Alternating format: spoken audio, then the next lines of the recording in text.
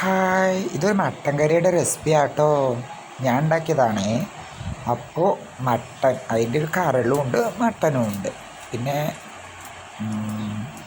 ഉള്ളി ഉണ്ട്, തക്കാളി, പിന്നെ ഇത് പേസ്റ്റാണ് കേട്ടോ. ഇതിൻ്റെ ഇൻഗ്രീഡിയൻസ് ഞാൻ പിന്നെ പറഞ്ഞുതരാം. കുക്കർ വെച്ചു, കുക്കറിൽ എണ്ണ ഒഴിച്ചു. എണ്ണ നല്ലോണം ചൂടായി. മസാലക്കൂട്ട് വീഡിയോ എടുത്താലും ആരുമില്ല, അതുകൊണ്ടാണ് ഞാനൊരു ദിവസം ഇതിൽ എന്തൊക്കെ ചേർത്തു എന്താണെന്നൊക്കെ പറഞ്ഞുതരാം. പിന്നെ ഉപ്പ് ഈ മസാലയിൽ തന്നെ ഇട്ടിട്ടുണ്ട് കേട്ടോ. ഉപ്പ് നല്ലതായിട്ട് മിക്സാക്കി ഇതിൻ്റെ ഇൻഗ്രീഡിയൻസ് ഞാൻ പറഞ്ഞുതരാവേ. പിന്നെ മട്ടനിട്ട് നന്നായി ഇളക്കി, നല്ലോണം ഇളക്കി, നല്ല എല്ലാ ഇടത്തിലും മസാലയൊക്കെ ഒന്ന് വരെ ഇളക്കി നല്ല ക്ലീനാക്കി.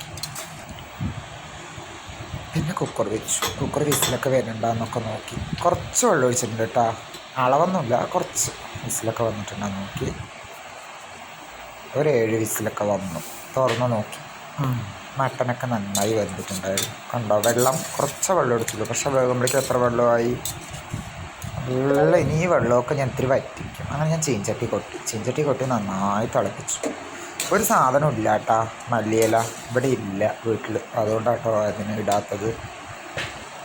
കുഴപ്പമൊന്നും ഉണ്ടായിരുന്നില്ല, ഞാൻ തന്നെ വെച്ചത് കൊണ്ടാണ് തോന്നുന്നു.